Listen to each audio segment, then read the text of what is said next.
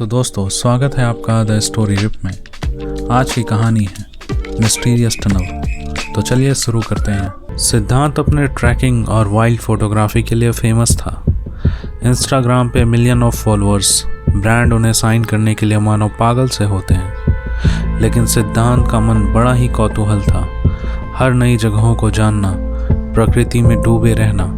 ऐसा कहा जाता है हमारे देश भारत में कई मिस्टीरियस जगहों की खोज तो सिद्धांत ने ही की थी, जो आजकल लोगों के बीच चर्चा का विषय है। धीरे धीरे साल गुजरते गए और सिद्धांत ने कामयाबी से जैसे रिश्ता नहीं जोड़ा बल्कि शादी कर ली हो। हर न्यूज़ चैनल से अखबार तक, हर जगह बस सिद्धांत के ही चर्चे होते थे। विक्रांत सिद्धांत का अच्छा दोस्त होने के साथ इतिहास का काफ़ी जानकार भी था। विक्रांत ने सिद्धांत को एक छोटी सी स्टोरी सुनाई जो म्यांमार के एक जंगल की थी, जहां एक रहस्यमयी टनल था। इतिहासकारों की मानो तो कहा जाता है कि लोग उस टनल को आज तक ढूंढ नहीं पाए। 1671 में एक अमरीकी जिसका नाम एलेक्स जोन्स था, उन्होंने वो टनल खोज ली थी और अपने आखिरी नोट्स में उन्होंने लिखा था, शायद मुझे नहीं पता अब आगे मेरे साथ क्या होगा, लेकिन मेरा ये बैग और ये नोट्स इस बात को सच साबित करेंगे कि यह टनल कोई झूठ नहीं है।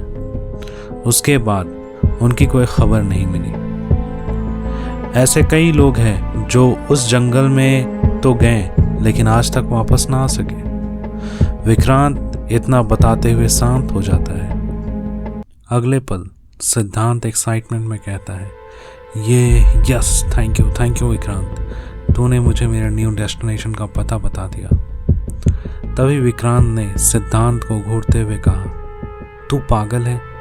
देख अपने चारों ओर, दौलत, शोहरत, इज्जत सब है तेरे पास। तू ये सब ऐसे जाने देगा? लोग यहाँ तक पहुँचने के लिए जान लगा देते हैं। सिद्धांत कहता है, मैंने अपनी हर जर्नी पूरी की है, ये भी करूँगा।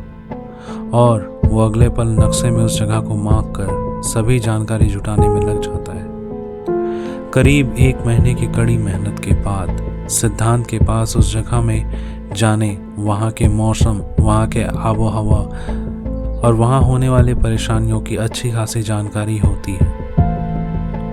10 मार्च 2018 ये वो दिन था जब सिद्धांत ने अपने इंस्टाग्राम फीड पे पोस्ट डाला था, get ready for mysterious tunnel #Myanmar. ठीक उसी दिन सिद्धांत और उसके कुछ टीम मेंबर इंडिया छोड़ के म्यांमार के लिए फर्स्ट फ्लाइट ले निकल पड़ते हैं। सिद्धांत चाहता है कि यह जर्नी उन सब के लिए यादगार हो, इसलिए वो सबको म्यांमार के इतिहास बताते हुए चलता है। कुछ पल बाद जब वो म्यांमार पहुंचते हैं तो कुछ न्यूज़ रिपोर्टर मानो एयरपोर्ट पे सिद्धांत का इंतज़ार कर रहे होते हैं। एक के बाद एक सवाल आना शुरू हो जाता है। सुना है आप यहाँ किसी टनल की तलाश में आए हैं? क्या आपको विश्वास है वो किस्सा सच है? सिद्धांत, आप हमारे दर्शकों से क्या कहना चाहेंगे अपने इस जर्नी के बारे में? सिद्धांत बस नो कमेंट कर आगे अपने टीम मेंबर के साथ बढ़े चले जाते हैं। तभी टीम मेंबर विकास पूछता है, सर आपने उन्हें कोई जवाब क्यों नहीं दिया? सिद्धांत मुस्कुराते हुए कहते हैं, मैंने क्या लिखा था अपने इंस्टाग्राम पोस्ट पे, मिस्टीरियस टनल ना, तो इस जर्नी को हम फिलहाल मिस्टीरियस रहने देते हैं। विकास भी हाँ में हामी भरता है। होटल पहुंचने के बाद सभी थके होने के कारण आराम करते हैं और शाम की मीटिंग में डिसाइड होता है कि वो कल जंगल वाले एरिया से अपनी ट्रैकिंग शुरू करेंगे। अगले दिन सुबह सब एक अलग ही जोश में होते हैं, मानो जैसे सबको उस टनल से मिलने का बेसब्री से इंतजार हो। जंगल में प्रवेश करने से पहले सिद्धांत सबसे कहता है, अगर कोई अब भी यहाँ से जाना चाहता है तो जा सकता है। आप सब मेरे टीम मेंबर हो, मैं किसी के साथ जबरदस्ती नहीं करना चाहता।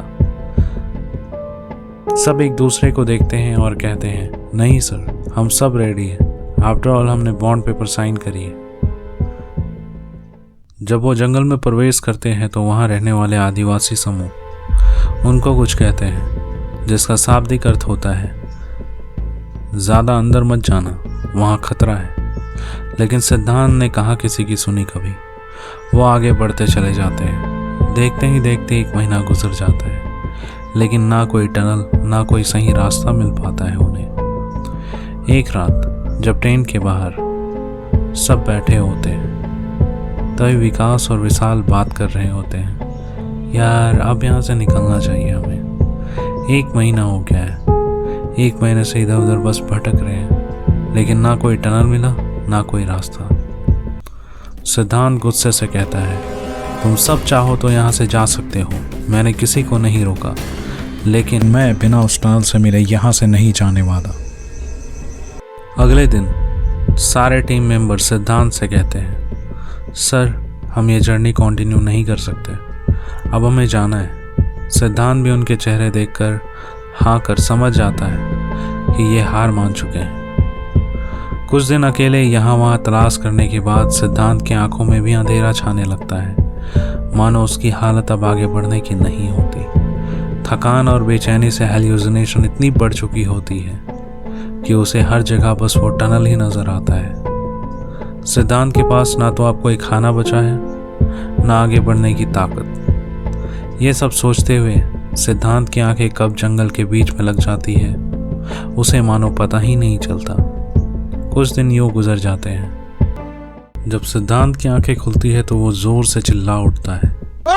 वो देखता है कि वो एक झोपड़ी में उसी आदिवासी समूह के साथ होता है जो उन्हें जंगल में प्रवेश करने से पहले मिले थे। उन्हीं में से एक आदिवासी आकर सिद्धांत से कहता है, घबराओ मत, ये तुम्हें नुकसान नहीं पहुंचाएंगे, इन्होंने ही तुम्हारी जान बचाई। इसी बीच उनका लीडर आता है। सिद्धांत उन्हें हाथ जोड़कर शुक्रिया कहता है और अपनी हालत के बारे में बताता है कि वो यहाँ उस टनल की खोज में आया है। वो आदिवासी उन्हें समझाते हैं यहाँ कोई टनल नहीं है, लेकिन सिद्धांत नहीं मानता है इस बात को।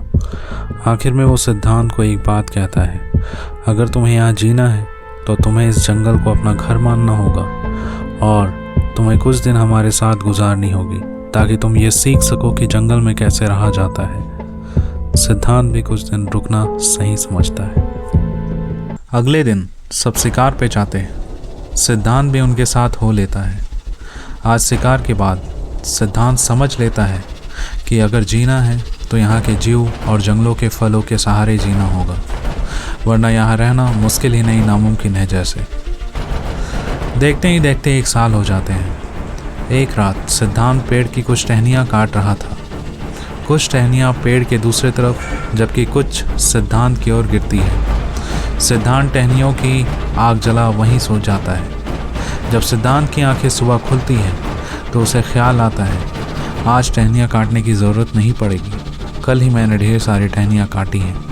ये सोचकर जब वो पेड़ की दूसरी ओर जाता है तो मानो उसके आश्चर्य का ठिकाना नहीं होता। वहाँ पे टहनियाँ नहीं होती और उसे एक बड़ा सा गड्ढा दिखाई पड़ता है।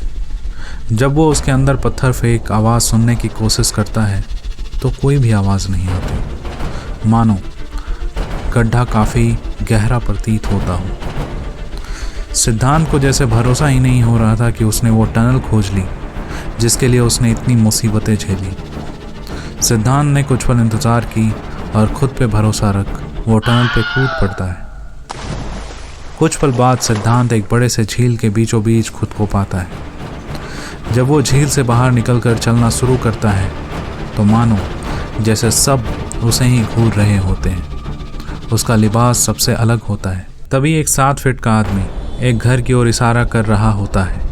जब सिद्धांत उस घर के अंदर प्रवेश करता है तो मानो उसे यह प्रतीत होता है कि वो काफ़ी साल पीछे आ गया हो।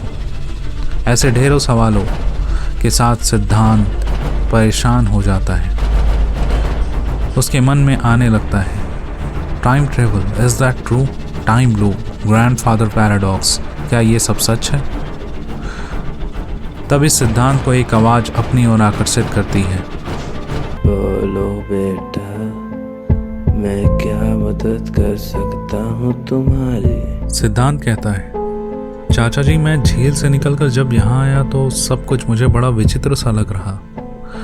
लोगों की पोशाकें, उनका रहना और यहाँ के जानवर, पक्षी सब इतने अलग क्यों हैं? बुजुर्ग ऊपर से नीचे तक सिद्धांत को देखते हैं और कहते हैं, तुम जहाँ से आए हो वह ईस्वी सन कौन सी है? सिद्धांत कहता है 2018 और अपनी पूरी स्टोरी बिना रुके बूढ़े चाचा को सुना देता है। बूढ़े चाचा सिद्धांत को अचंभित होकर देख रहे होते हैं। तभी सिद्धांत कहता है, क्या हुआ चाचा, आप मुझे ऐसे क्यों देख रहे हैं? चाचा कहते हैं, बेटा तुम समय में पीछे आ गए हो।